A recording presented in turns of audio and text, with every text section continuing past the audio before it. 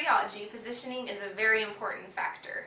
Since it's our job as technologists to take pictures of the inside of the patient's body, we need to be familiar with outside landmarks in order to position correctly.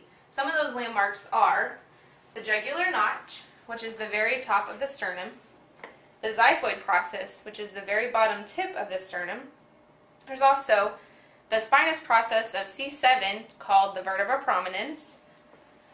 Going down further, you'll have the very top of the pelvis, called the iliac crest, and you can follow that up to the front, and you get the ASIS. And last is going to be the pubic symphysis, but since we cannot touch patients in this area, we'll use the greater trochanter of the femur by twisting the patient's foot like this and feeling on the side of the leg. When becoming a radiographer, it is very important to know about the various pathologies and how they affect the body. There are many different types of pathologies classified as congenital and hereditary, inflammatory, degenerative, metabolic, traumatic, and neoplasmic. As a radiographer, you will need to know when to increase or decrease technique to obtain an optimal image for the radiologist to make a proper diagnosis. Pathologies are considered to be destructive or additive. Pathologies such as pneumonias, cystic fibrosis, and atelectasis require an increase in technique, while pathologies such as Crohn's disease and ulcerative colitis require a decrease in technique. When it comes to fluoroscopic exams, it is necessary for the radiographer to obtain a medical history of the patient. There are a variety of contrasts available, but with different pathologies, some contrasts are not used and can even be harmful. For these exams where there is a suspected bowel perforation, water-soluble contrast should be used. As a radiographer, knowing the various pathologies is key to getting an optimal image. In any medical hospital and facility, we as technologists are very responsible for our patients. We need to be conscious of their needs and dignity. You want to treat your patient with respect and courteous. In this field, you will need good communication skills as you will be explaining procedures to your patient and the family members of what's happening to them and why we're doing this procedure. You will need to be people-oriented, as this is also a hands-on profession because you will be palpating for landmarks on your patient when you're doing the procedures and x-ray examination. When you're done with the procedures, you would explain to the patient what is happening with the film, who will be reading it, and that their doctors will be getting the results as soon as an hour, maybe 24 hours. One never knows. This is a field that you need to be willing to help others, work with other people, make a difference.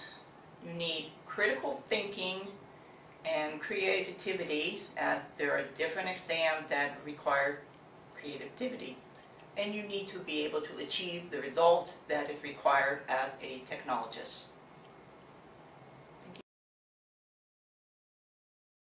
Radiographic technologists, one of the major parts of our job is to make sure that we turn in quality work. That is known as image quality. There are four major factors that contribute to image quality. They are radiographic density, radiographic contrast, recorded detail, and radiographic distortion. The first thing that we need to know about is density. Radiographic density is overall darkening on an image. The main factor for radiographic density is mass, which is MA times your seconds. KV can also contribute to radiographic density, and so can your film speed. The next thing is radiographic contrast. Contrast is mainly controlled by your KV. If you have a high KV, it gives you a long scale contrast, which is many shades of gray. And here you can see the different lung markings and everything because of the various shades of gray.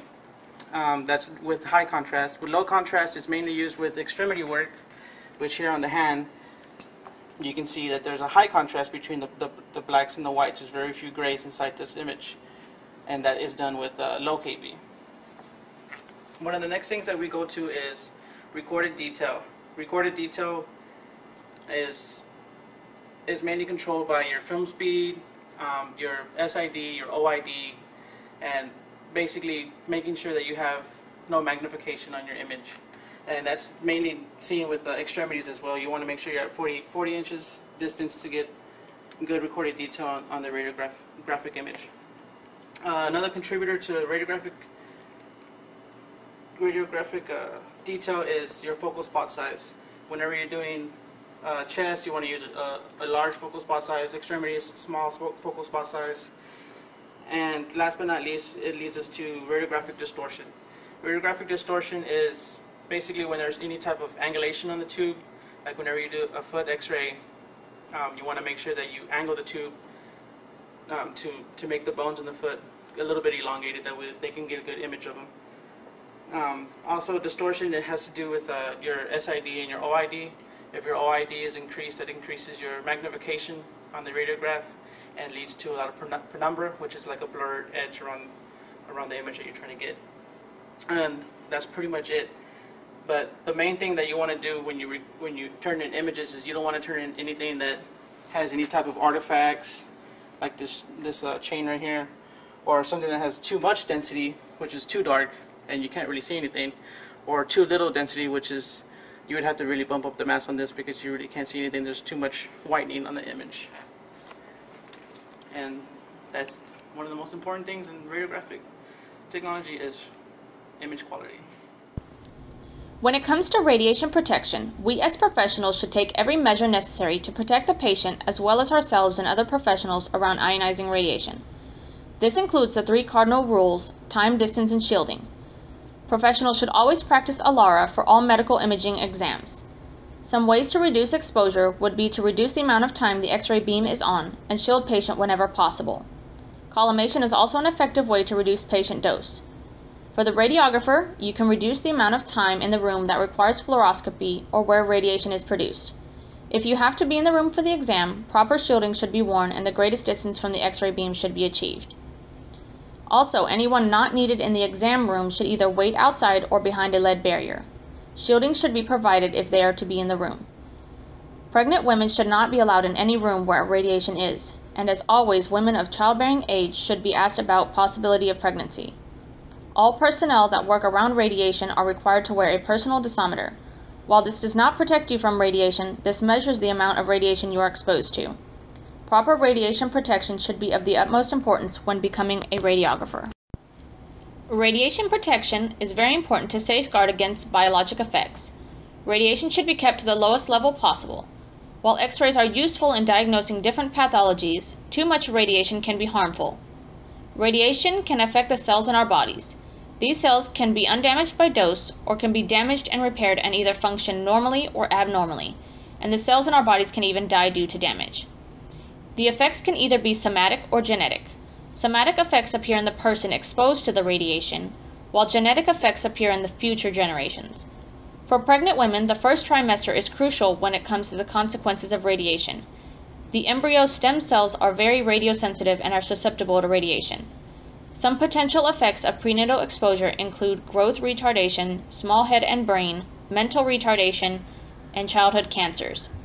High doses of radiation have occurred in events like the atomic bombings in Hiroshima and Nagasaki and the nuclear explosion in Chernobyl.